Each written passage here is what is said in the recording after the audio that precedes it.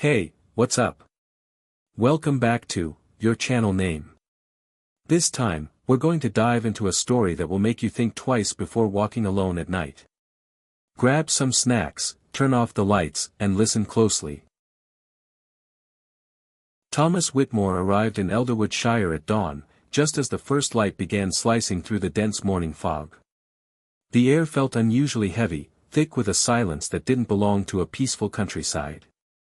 As his boots pressed against the old cobblestone road, he couldn't shake off the sensation of being watched, not with interest or suspicion, but something colder, something afraid. The village was quiet. Too quiet. Yet behind the wooden shutters of crooked houses, he noticed the subtle movements, curtains gently swaying as if someone had quickly stepped away, doors closing just a second too late, and faces half hidden that quickly turned away the moment they met his eyes. The houses leaned against each other like old men sharing a secret too heavy to bear alone. It was as if the very soil had absorbed something unholy, and no one dared to speak its name. As a documentary journalist, Thomas had explored derelict asylums in France, wandered through abandoned towns in Ukraine, and documented chilling folklore in the Norwegian woods. But Elderwood felt different. The silence wasn't merely due to isolation.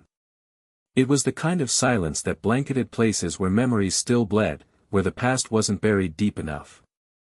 The villagers' faces were pale, etched with fear, not age. Not one returned his nod. Their eyes were wide, fixed on him like he'd triggered something they'd been desperately trying to keep at bay. He hadn't spoken a word, yet already, it felt like he'd trespassed a boundary not drawn on any map. With the road narrowing into a shadowed path, Thomas reached his pre-booked lodging, the Withered Oak Inn, the only inn in Elderwood.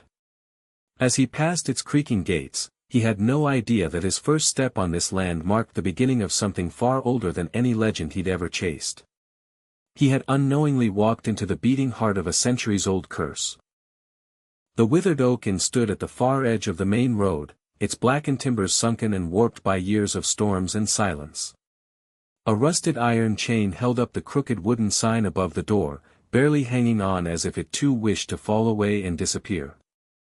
The inn looked more like a forgotten relic than a place for guests, but it was the only option within 20 miles. Inside, the air was musty, thick with dust, aged wood, and the faint scent of something long dead. The floorboards creaked beneath his feet.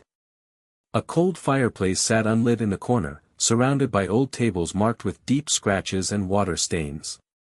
On one wall, a shelf sagged under the weight of ancient books and faded photographs. One photo in particular caught his eye, a group of villagers standing in an open field, all dressed in 18th-century garb.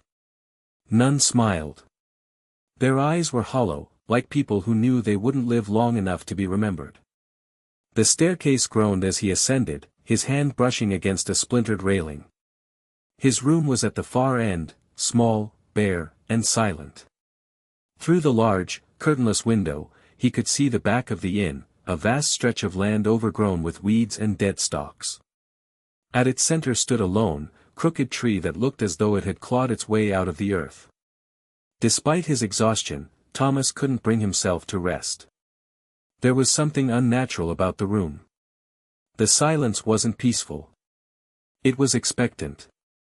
As if something, somewhere, was waiting for him to close his eyes. And whatever that was, it had been waiting a long time. Night fell slowly over Elderwood.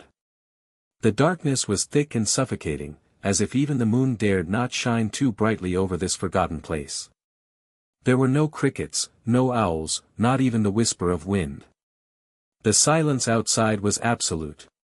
But inside, Thomas lay wide awake beneath heavy blankets, his heart restless. At exactly 2 a.m, a sound broke through the stillness. It was faint at first, like a twig snapping. Then again. And again. Each time growing louder, closer. It was the rhythm of footsteps, slow and deliberate, but off somehow. There was a dragging sound. As if someone was pulling a broken limb behind them.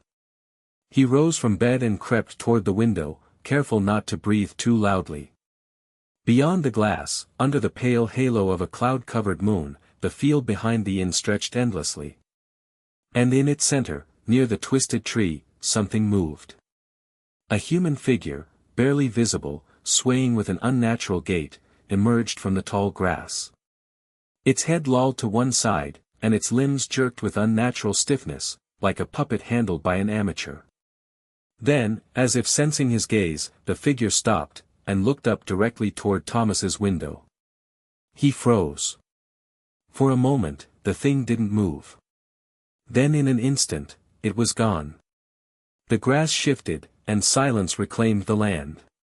Only the faint creaking of the inn's walls remained, echoing the sound of footsteps that no longer came from outside. That night, Thomas did not sleep. He knew what he saw. He knew it wasn't a dream. Something had risen from the field. Something that should not walk. The next morning, with the sky hidden beneath a ceiling of gray clouds, Thomas set out to investigate. He wandered into the village's modest marketplace, where a few locals gathered to sell vegetables, dried herbs, and handmade trinkets. He approached them with respect, asked gentle questions, and tried to blend in. But every time he mentioned the field behind the inn, especially when he dared to call it Dead Field, the air seemed to shift. Conversations fell silent mid-sentence. Faces turned pale. One by one, people either turned away or pretended not to hear. A man who had been cheerfully haggling with another suddenly picked up his basket and walked off without a word. Even the children stopped playing and ran back to their homes. Only one middle-aged woman, her face lined with fear, whispered a few words before retreating into her house. She said the field hadn't belonged to the living for a very long time. That something once buried there refused to stay buried. It was clear now, Deadfield wasn't just an abandoned plot. It was a place the villagers feared enough to erase from their lives. They avoided it not out of superstition, but survival. And somehow, everything that terrified them, had started to wake. Later that afternoon, as rain clouds gathered and the wind began to moan through the trees, Thomas encountered a boy sitting alone on the edge of a narrow wooden bridge near the creek. He was thin, with sharp features and deep-set eyes that seemed far too old for his age. His name, he would learn later, was Isaac Bell. Unlike the adults, Isaac didn't avoid Thomas. Instead, he stared directly at him, as if trying to decide whether to speak. And eventually, he did. Quietly, with a strange calm in his voice, Isaac told him what he'd seen the night before. From the window of his attic bedroom, Isaac had watched the field. Just past midnight, the earth near the center had shifted, heaving slowly like something breathing beneath the soil. Then, a pale hand burst through the dirt, clawing upward. A body pulled itself out, drenched in mud and decay, but moving with purpose. It stood, looked around, and began to walk away. But what disturbed Isaac the most wasn't the creature's appearance. It was its eyes. When it turned and stared directly at him, Isaac said it felt like looking into a mirror. As if, for a split second, the thing was him. Thomas knew then that the village's secrets ran deeper than folklore. Something was climbing back into the world, one body at a time. And Deadfield was more than cursed land, it was a gateway. As the daylight waned and shadows stretched across Elderwood, Thomas took another look at the field behind the withered oak. His curiosity had evolved into something else, an urgency, like he was being drawn toward something unfinished. The twisted tree in the middle of the field no longer stood alone. Surrounding it, he noticed patches of scorched earth, circular and blackened as if struck by lightning, but there had been no storm. Carefully navigating through the tall weeds, he stumbled upon something that had been hidden from sight, a stone well, half sunken into the ground and covered with a rusted iron grate. Thick chains had been wrapped around it tightly, bound and padlocked with age-worn steel. Moss grew between the cracks of the stone, and faint scratch marks were etched along its rim, as if something had once tried to claw its way out. The air around the well was colder, unnaturally so, and the smell was unbearable, a mixture of sulfur, rot, and something chemical, like scorched bone. The ground immediately surrounding it had no grass, only brittle soil that crumbled like ash beneath his boots. It didn't feel like the rest of the field, it felt violated. What struck him most was the presence of wooden talismans nailed into the nearby trees, all carved with symbols he didn't recognize. Shapes resembling twisted limbs, hollow eyes, and gaping mouths. They weren't meant to keep something out, they were meant to trap something in. Thomas knelt beside the well and placed his hand on the cold metal bars. At that moment, a distant creak echoed through the field. Not from the inn. Not from any tree. It was a sound that rose from beneath the soil, low and unnatural, like wood bending under something heavy, and something alive. That night, unable to sleep, Thomas explored the inn. The quiet seemed heavier than before, and the hallway felt longer. As he climbed the attic stairs, the smell of dust and old timber grew stronger. The hatch creaked open reluctantly, revealing a narrow, slanted room filled with cobwebs and forgotten trunks. In one corner lay a wooden crate, sealed with brittle rope and covered in old linens. Inside, beneath layers of moth-eaten fabric, he found a bundle of yellowed newspapers bound with twine. The dates stretched as far back as 1893, each headline more disturbing than the last. There were reports of missing children, animals found torn apart in the woods, and bizarre sightings of pale men walking in circles, near Deadfield. One article described a villager who had exhumed his own father's grave, screaming that he had seen him walking behind the church the night before. Another detailed a mass burning of unmarked bodies that had been found buried in shallow graves outside Elderwood. But one clipping stood out from the rest, a torn front page with a single photo, the well behind the inn, freshly sealed and guarded by 4 men holding rifles. The caption read, "Containment successful, until the ground breathes again." Thomas felt a chill run down his spine. These weren't just old ghost stories. Elderwood had buried something it could no longer contain. And it was starting to breathe again. By dawn, the village was no longer quiet. The church bells rang in a chaotic pattern, off-tempo, panicked. Thomas rushed outside and followed the growing crowd that had gathered near the village square. There, just behind the bakery, lay the body of a man, Caleb Morton, a carpenter who had lived in Elderwood his entire life. His corpse was twisted unnaturally, arms stretched out as if reaching for something that wasn't there. His skin was a grayish blue, cold and stiff like he'd been dead for days, but Thomas had seen him alive just yesterday, selling hand-carved spoons near the market. The most disturbing detail was the state of his eyes, wide open and bloodshot, pupils dilated so far they were nearly black. There were no wounds. No blood. Just 2 small holes at the base of his neck, and a line of dried soil trailing from his boots all the way back to the field. The villagers stood in silence. Some crossed themselves. Others backed away slowly. A few began whispering prayers. But not one dared to ask what really happened. It was as if they already knew, and feared acknowledging it would make it worse. Thomas took photos from a distance, though every part of him screamed not to. His instincts as a journalist demanded evidence, but something inside warned him, this was only the beginning. Isaac Bell had always been strange. Quiet, observant, and often seen wandering too close to the woods alone. But that night, his absence was sudden, and terrifying. His parents claimed they'd tucked him in like usual. But when the sun rose, Isaac's bed was empty, the window wide open despite the chill. Muddy footprints led from his room to the sill, and below it, into the garden. But what unsettled everyone was that the footprints weren't just going out, they were also coming back in. Twice. A search party was formed quickly, lanterns lit and dogs released, but the field remained untouched. No one wanted to go near Deadfield, not even for a child. His mother wept at the inn, while the village priest offered prayers from the chapel. Thomas knew the truth, Isaac had seen something. He had told the wrong person, or the wrong thing. And now, he was gone. That night, as Thomas reviewed the photos from the day before, he paused on one, the crowd around Caleb's body. Just beyond them, near the edge of the alley, a shadow stood watching. It was small, hunched, and oddly familiar. He zoomed in. It looked like Isaac. But Isaac had disappeared before the photo was taken.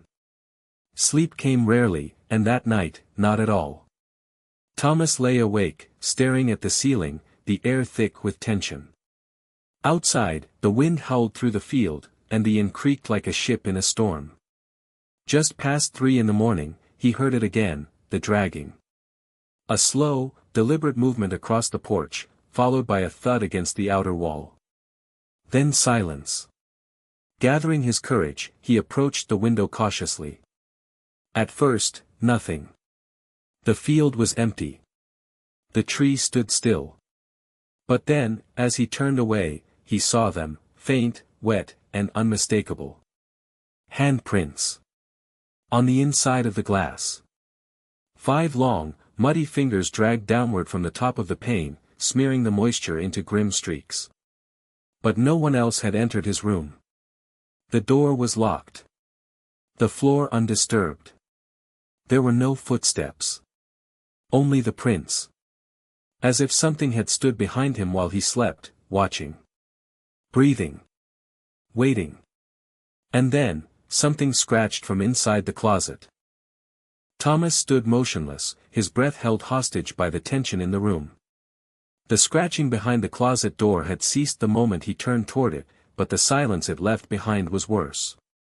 It wasn't the kind of silence that offered peace, it was the kind that screamed danger in stillness. His hand trembled as he reached for the brass knob, the air around the closet feeling a few degrees colder. He opened it slowly. Inside, only darkness. The closet was shallow, meant only for a few coats and shoes. There were no signs of intrusion, at first glance. But then his eyes caught something tucked into the far corner of the floor. A small shoe. Child-sized. Soaked and heavy, the fabric caked with dried mud and strands of decaying grass. The laces were frayed, knotted like they'd been pulled violently. He recognized it immediately. It was Isaac's shoe. Thomas had seen the boy wear it during his interviews. A faded red stripe ran along the sole. It was unmistakable. But how had it gotten here?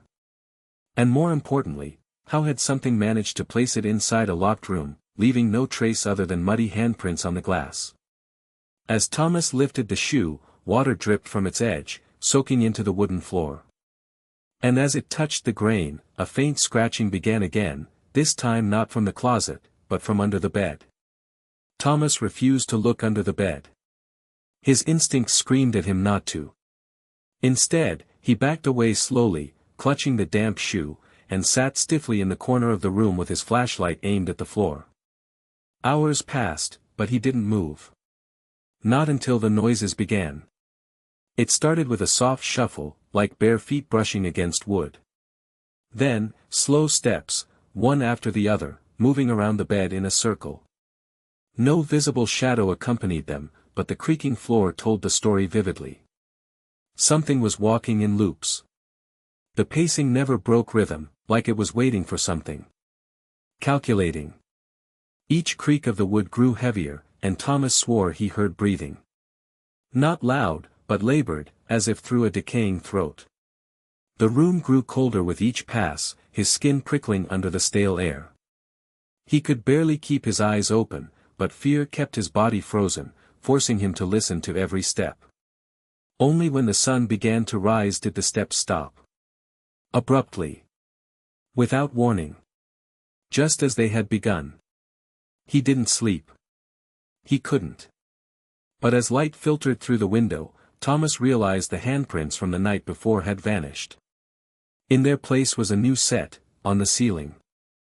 By midday, the once curious villagers who had greeted him with cautious hospitality now avoided him entirely. When Thomas walked past the bakery, the owner drew her curtains. The man who once offered him soup refused to meet his gaze. Children were pulled away from him, and whispers followed his steps like shadows. He noticed how the air shifted when he entered a room, how silence would descend unnaturally fast. It wasn't paranoia. They believed he had brought something with him, woken something that should have remained buried. Some of the older villagers crossed themselves as he walked by. Others mumbled things he couldn't understand, words that sounded like prayers or curses. Only the innkeeper, a gaunt man named Benedict, remained neutral. But even he had begun locking the cellar and avoiding conversation. That afternoon, Thomas found a bundle left on his doorstep, a crude cross made of twigs, tied with red thread, and smeared with what looked like animal blood. A warning, or a ward, either way, it confirmed what he suspected. The town had seen this before. And they feared a repeat. That night, Thomas collapsed into sleep, exhaustion finally overpowering fear. But rest did not come easy. In his dream, he stood alone in the dead field behind the inn. The sky above was unnaturally red, and the twisted tree beside the well had no leaves, only nooses hanging from its limbs. The ground vibrated beneath his feet like a heartbeat, and then the grate over the well groaned. The chains snapped one by one, not violently, but deliberately, as if undone by invisible hands. The lid creaked open, and a foul mist spilled upward, choking the air. Something began to rise. Slowly. Wetly. It had no face at first, just skin stretched over bone, soaked in black mud and crawling with flies. Its limbs were too long, fingers like broken branches, and its chest moved in slow, painful heaves. The creature had no eyes, but it turned to him. It knew he was there. And it was glad. As it dragged itself from the well, more hands reached from the depths below, small ones, child-sized, slick with soil and rot. The last thing Thomas saw before waking was the creature opening its mouth, dislocated, unnatural, and whispering something soundless that burned in his ears like fire. Thomas jolted awake, drenched in sweat and gasping for air. For a moment, he couldn't remember where he was. The inn-room felt foreign, the walls too close, the light too dim. But then he noticed the sensation under his fingertips, grit. Wet, clumping grit. He threw back the blanket. Soil. Rich, dark soil was scattered across the mattress, thick between the sheets and damp beneath his legs. His clothes were stained with it. The same kind he had seen near the well. There was no logical explanation. The door had remained locked all night. The windows untouched. Then, a sting on his left arm. He rolled up his sleeve and found 3 long scratches, fresh, shallow, but unmistakably from fingers. Not claws. Not nails. Fingers. Thomas didn't scream. He simply sat there, staring at the marks, at the soil, and at the trail of muddy prints leading from his bed to the closed closet. It wasn't just haunting him. It was claiming him. The next morning, Thomas ventured beyond the forest edge to the old chapel on the hill, an abandoned stone church now half swallowed by moss and vines. He hadn't noticed it before. The villagers never spoke of it, and no path led directly there.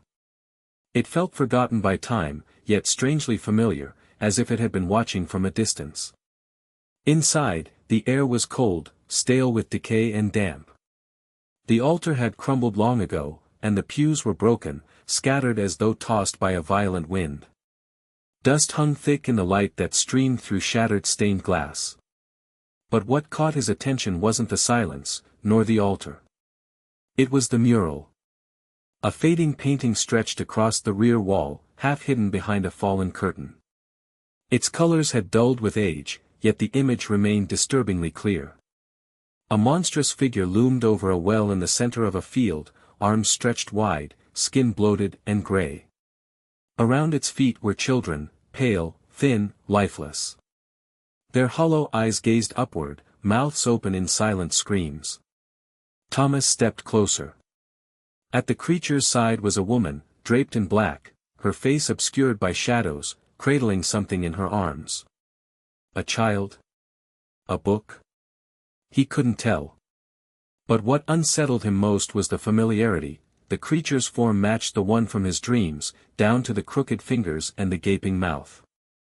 Below the mural, a faded inscription in Latin read, Mortem non semper mane in sepulchro. Death does not always remain in the grave.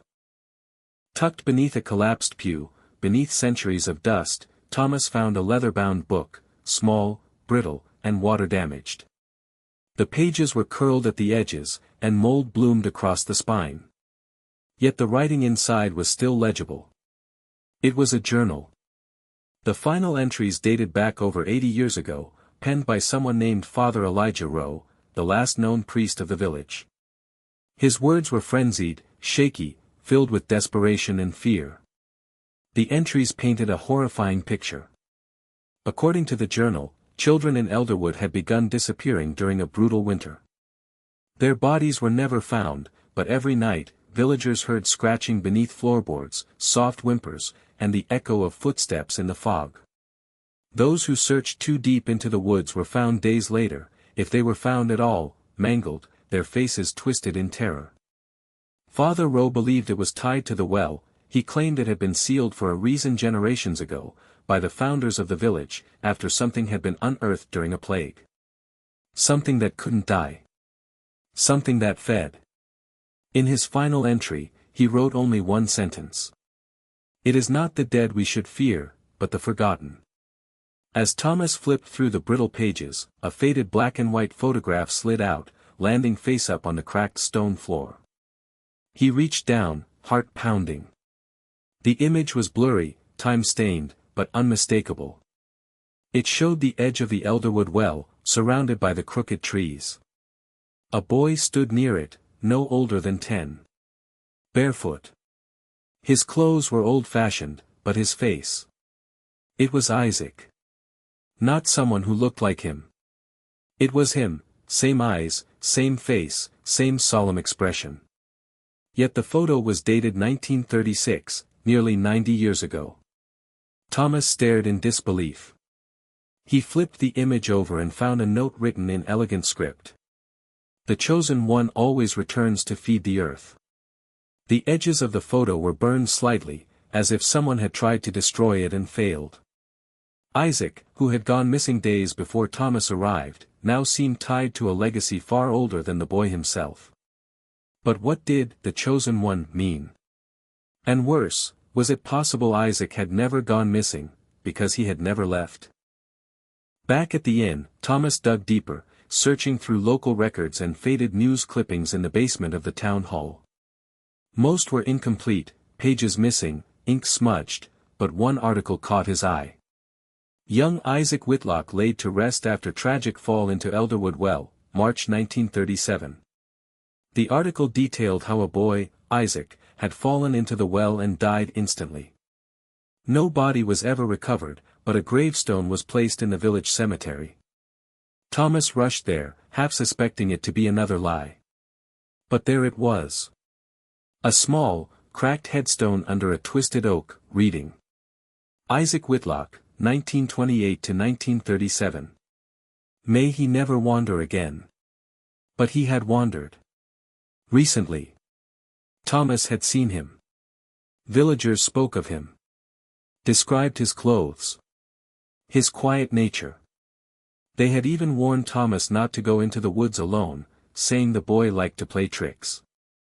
They hadn't been lying, they just didn't understand. Isaac hadn't returned. He had never left.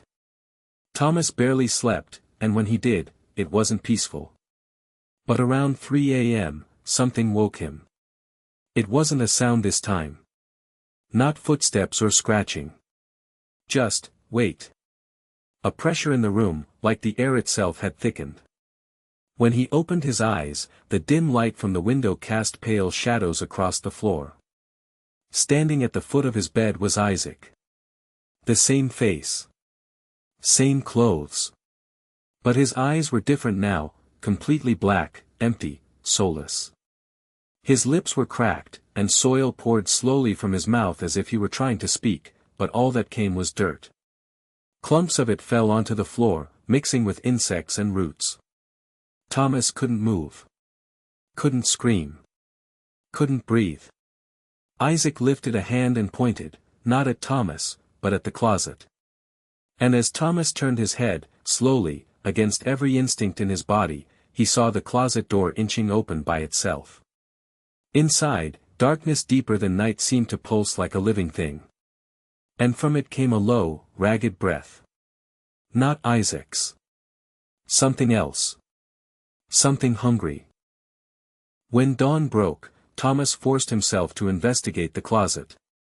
His body trembled, but his mind was clear. Whatever haunted him was no longer subtle. It wanted to be seen. Inside, there were no clothes, no boxes, only darkness. The floorboards had been ripped apart, revealing a jagged hole descending into the earth. Not just a hole, but a tunnel, narrow, moist, the scent of decay thick in the air.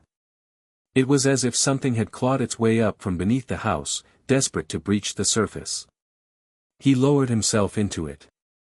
The tunnel twisted sharply, branching deeper into the earth. The walls were marked with long, ragged claw scratches, as though hands, human or otherwise, had torn at the dirt in frantic bursts. Bits of hair were tangled in the roots that poked through the soil. Then, scattered along the tunnel's floor, were bones. Tiny bones. Some with bite marks. As Thomas crawled farther, the walls began to widen unnaturally, forming what looked like a crude chamber. In the center was a pile of rotted clothing, and at its top, a porcelain doll, cracked and stained with something dark. Next to it was a child's shoe, mud-caked, but familiar. He had seen it in Isaac's room at the inn, next to the bed. It was clear now, this wasn't just a tunnel. It was a nest. And something had made it, something still very much alive. Still shaken, Thomas returned to the chapel, drawn once again to the mural. Something about it felt unfinished, like a puzzle with missing pieces. The morning light hit the image differently now, revealing details he had missed before. The woman, cloaked in black, no longer looked like a passive figure. The thing she held, he could now clearly see, was not a book or blanket. It was a small, emaciated child.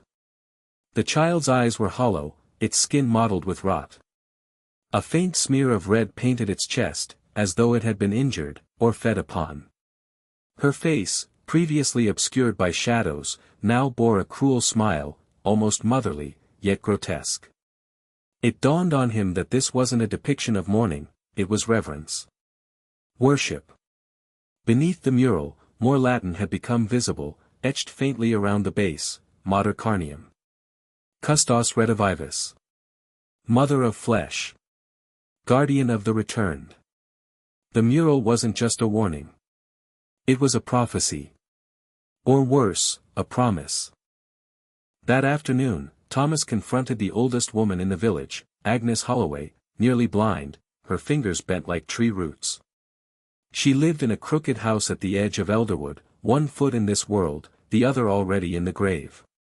She had been watching Thomas since he arrived. And now, as he sat across from her, she spoke without being asked. She called it the hallowed.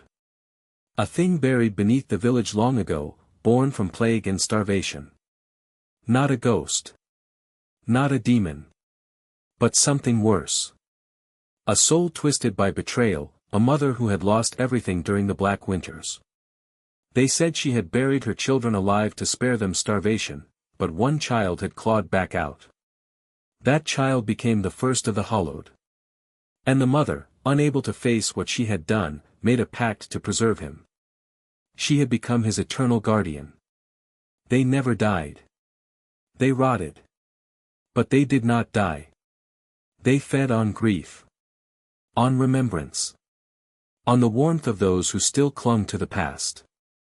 Agnes warned that the more Thomas tried to uncover, the more power they would gain. He had already gone too far. Now, they remembered him too. Sleep came like a trick that night, swift and false. The air in his room was thick, stale. The light from the lamp flickered, then died completely, even though the power hadn't gone out. And then, it began. A whisper. Not out loud. Not in the room. But inside his head. Soft, cold, steady. Thomas. At first, he thought he was dreaming. But the voice kept repeating, growing louder, layered like a chorus of many voices merged together, children, women, something ancient beneath it all. Come back. Images began to flood his mind, the well, deeper than he remembered, Isaac, walking backward into the forest, eyes hollow and mouth dripping soil, the woman in the mural, holding the child out toward him, as if offering him something. His body was frozen. His mind clouded. Something had latched onto him. And in that moment, he understood, this wasn't just about Isaac. It was about him. They were calling him not as a visitor, but as someone returning. Someone who belonged. Before sunrise, Thomas packed everything he had. Whatever truth lay beneath Elderwood was not his to carry.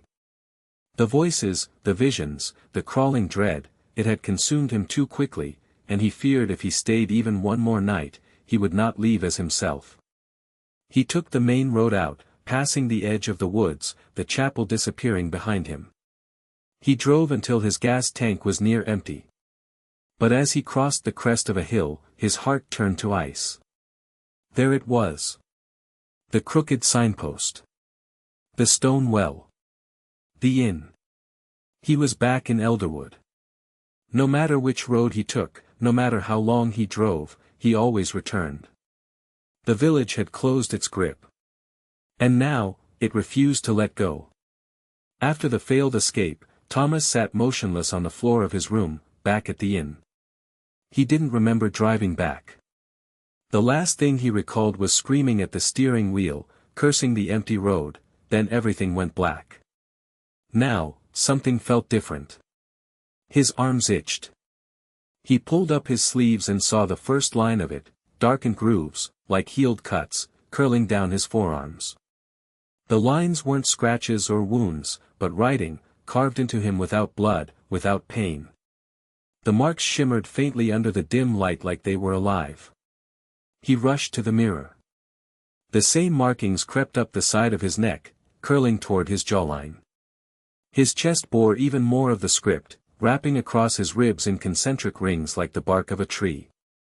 It wasn't ink. It wasn't burned. It was inside his skin. He snapped photos and ran them through online translators, but nothing matched. Latin, Aramaic, Sumerian, none were close. One deep web forum suggested the symbols matched pre-human cave script, something unearthed near abandoned villages in Eastern Europe, always connected to mass disappearances. That night, the writing moved. Slowly. As if adjusting. As if responding. And in his sleep, the flesh beneath it twitched. Determined to find something, anything, that could explain his growing affliction, Thomas tore through the inn. Floorboards, walls, behind furniture. He had a feeling he wasn't the first to experience this. In the attic, beneath a loose plank, he found it, a small leather-bound diary wrapped in old linen.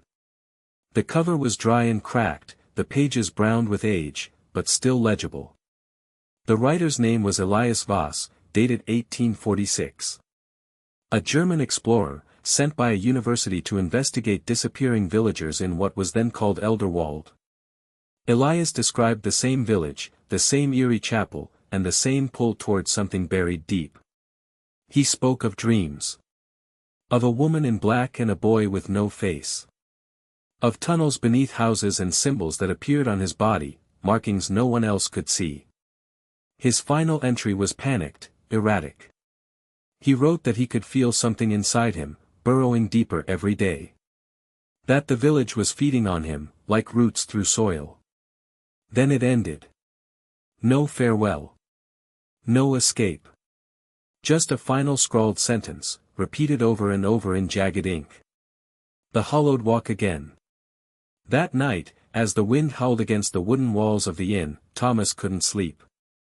The air had grown cold, thick with pressure. Every shadow seemed heavier, every creak in the floor more deliberate. And then, he looked outside.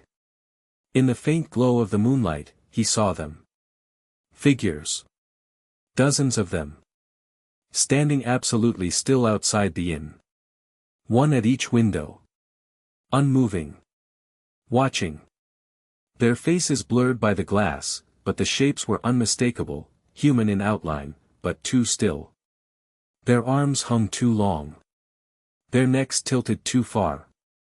One pressed its head slowly to the window, so close its breath fogged the glass. But there was no sound. No knock. He went to another window, another figure. Then another. Every window. Every angle. They surrounded the entire building. The lights flickered. The temperature dropped further. He shut every curtain, but he still felt their eyes. It was not a haunting. It was a siege. The next day, the innkeeper was gone. No note. No noise. Just, gone. In her place, a door that had always been locked stood open. Thomas stepped inside, unsure why his legs moved on their own. The room smelled of dried herbs and rot. Candles had burned to waxy puddles on the floor, surrounding a makeshift altar. And on that altar, her. A framed painting of the woman in the mural.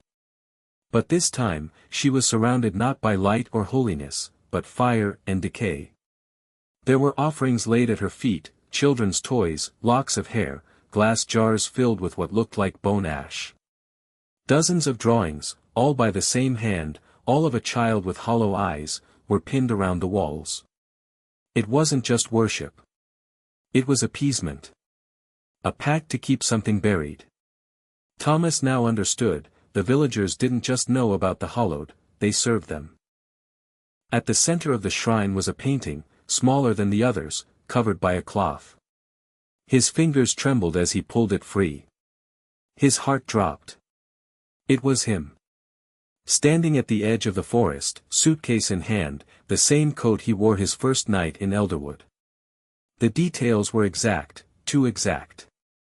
But at the bottom corner, in faded charcoal, was a date. 3 months before he arrived.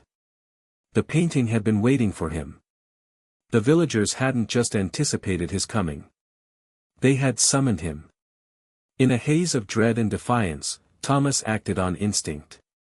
He gathered kerosene from the inn's utility shed, tore down the eerie paintings from the walls, and doused the entire shrine room in fuel. The flame roared to life as he struck the match, swallowing the grotesque altar, the portraits, and the charred remains of whatever ritualistic objects lay there. He watched it all burn, refusing to blink. The fire danced violently, licking the ceiling as if something within it screamed in silence.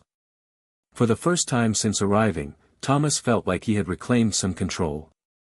He slept that night, barely, dreamless and cold. But in the morning, something was wrong. The air felt heavier. The house, darker. He opened the door to the shrine room with cautious hope, only to stumble back in disbelief. Everything was back. Not remnants. Not ashes. The entire shrine had returned, perfectly intact, each candle in place, each offering arranged exactly as before. Even the air smelled the same, rot and clove. The portrait of the woman stared back at him with deeper clarity now. Her eyes almost looked amused. It wasn't just restoration. It was reset. Like time around that room moved differently, outside of logic, outside of God. Panicked, Thomas shoved his few belongings into the car and peeled out of Elderwood.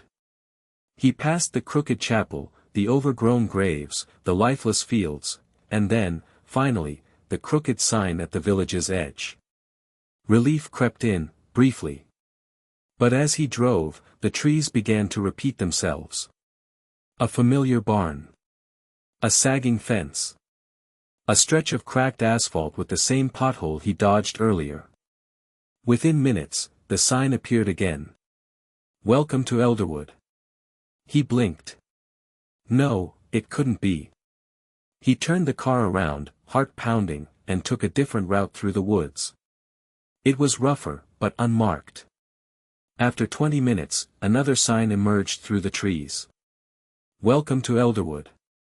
Again. The third attempt was more frantic. He didn't even remember the path, he just drove until the fuel dipped toward empty. And still, the same damn sign. He left the car and ran, bruising himself on tree limbs and roots. Hours passed. Twilight fell. And when he stumbled out onto the gravel road again, panting and scratched, Elderwood stood in front of him, unchanged. Waiting. That night, under the oppressive silence of the village, Thomas sat on the floor of the inn, bathed in cold moonlight. The markings on his skin pulsed, almost breathing with him. He watched as the symbols along his forearms began to glow. A pale, blue-green light, soft at first, then brighter. It didn't burn, but it chilled him to his core. The symbols moved. Rearranged. Forming new patterns. And then something happened that defied reason. Lines of light extended from the marks, into the air, drawing glowing sigils in front of him. Three-dimensional shapes rotated slowly, hovering in place like projections, each one shifting fluidly into the next. It was like watching an alien constellation forming before his eyes, organic and mathematical at the same time. A geometry of something ancient. He reached out, and the symbols responded, folding toward his fingers before vanishing in a whisper of cold air. Thomas realized with terrifying clarity. The markings were trying to communicate. But the question that chilled him wasn't what they wanted to say. It was who, or what, was speaking through them. The days, or what passed for days in Elderwood, grew harder to track. Thomas stopped trusting the clock. He would blink, and hours would vanish. He'd start reading Elias's journal in the early afternoon and find it pitch black outside moments later. He woke once on the chapel steps, frost clinging to his skin, his palms bloody. No memory of leaving the inn. Another time, he found himself kneeling at the altar in the shrine room, symbols carved freshly into his arms with a ritual blade resting beside him. The worst was waking in the forest. Surrounded by a circle of ash and bones. He hadn't walked there. He couldn't have. But someone, something, was using his body. He began placing notes around the inn. Reminders to himself. Don't sleep. Lock every door. Watch the mirror. But even the notes moved. Changed. His handwriting, but altered, sharper, wrong. Each time he lost time, he felt less himself when he returned. As if Thomas was becoming a vessel. On the fifth night after he first saw the glowing markings, Thomas sat awake with every light in the room turned on. He hadn't slept in nearly 48 hours. His eyes burned. His hands shook. Then a breeze passed through the room, though the windows were shut. The smell of rot filled the air. Sweet and sour, thick enough to taste. When he turned, there she stood, an old woman in funeral black, flesh peeling from her face in strips. One eye gone, the socket leaking black fluid. Her body swayed, as if blown by a wind only she could feel. He recognized her. From an obituary photo in the chapel. Agnes Calder, dead for 40 years. She opened her mouth. No scream. No moan. Just a whisper so low it made the walls hum. She spoke of the binding, of the chosen vessel, and of the return of the hallowed. Her words weren't sentences but incantations. Before fading, she raised one skeletal finger and point. As the night deepened, the markings on his body burned hotter than ever. Thomas collapsed to the floor, shaking. His mind was pulled into another place, not a dream, but a memory not his own. He saw the original villagers, dressed in black, standing in a perfect circle in the woods. At the center, a pit carved with ancient runes, and inside it, a body. Mangled, unnatural, stitched together like a puzzle made from corpses. They were trying to bring something back. Not a man. Not even a spirit. Something older. Something beneath everything. A forgotten god or demon the villagers called the Hallowed, a being that once walked the earth, feeding on memory, identity, and soul. The ritual had failed then. The entity had devoured half the village before being sealed. And now, with Thomas marked, the door would open again. The moment he awoke, he felt it, the pull from within. The symbol on his chest glowed bright enough to light the room. The whispers rose to a deafening roar. The inn shuddered. Walls cracked open, revealing tunnels of flesh and wood pulsing beneath the wallpaper. The floor twisted, and shadows leaked from every crack. Reality had begun to collapse. Through the windows, the villagers began to smile, their mouths stretching too wide, their eyes bleeding black. The sky over Elderwood turned crimson. Then, from behind him, a sound like bone bending backward. The shrine room door creaked open on its own. Inside, the portrait of the woman was gone. In its place, a mirror, but the reflection showed not the room, but a massive black gate, framed by ribs and teeth, waiting to be stepped through. And Thomas felt his legs moving toward it, not by choice, but by design. The door had been opened. Thomas stumbled into the basement of the chapel, where he'd first seen the old journals. Dust and mildew choked the air. The last remaining oil lamp flickered uneasily, casting shadows that seemed to move on their own. Among stacks of rotted hymnals and collapsed wooden chairs, he found a locked drawer built into the stone altar. Inside, nestled beneath a decaying velvet cloth, was a smaller leather-bound book, the final journal of Elias Calder. The pages were brittle. Written in feverish, trembling hand, they detailed everything Thomas had begun experiencing, the visions, the markings, the time loops, even the undead apparitions. Elias had described a figure he called the Witness, a soul brought into Elderwood from beyond its time, chosen by the spirits to be the final key to the ritual. The last page made Thomas freeze. He will come when the veil is weakest. His name shall be Thomas Ainsley. The door will mark his flesh, and through him, the hallowed shall return. His name. Written 40 years ago. Panicked, Thomas grabbed the book and ran outside. He found a rusted fire pit beside the inn and threw the journal into it. With trembling hands, he struck a match and dropped it in. The flame ignited instantly, curling around the leather. But the book did not burn. The fire roared, but the journal remained intact, untouched by the heat.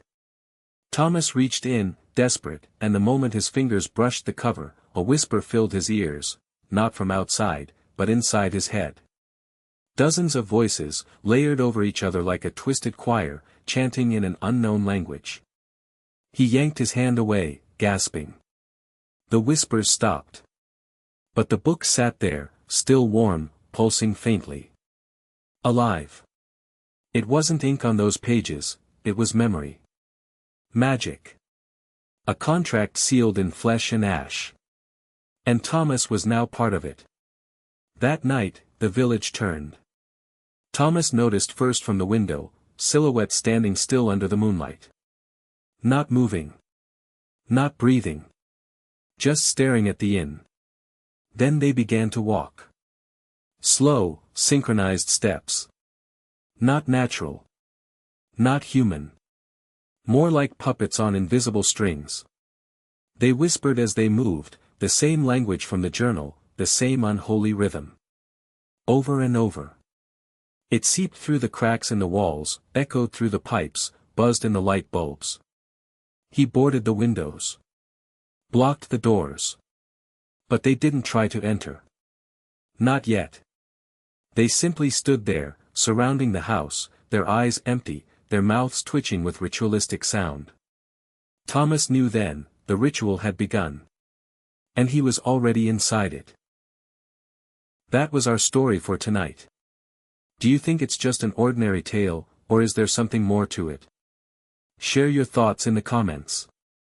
Don't forget to like, share, and subscribe so you won't miss the next stories. See you, if you still dare to watch next time.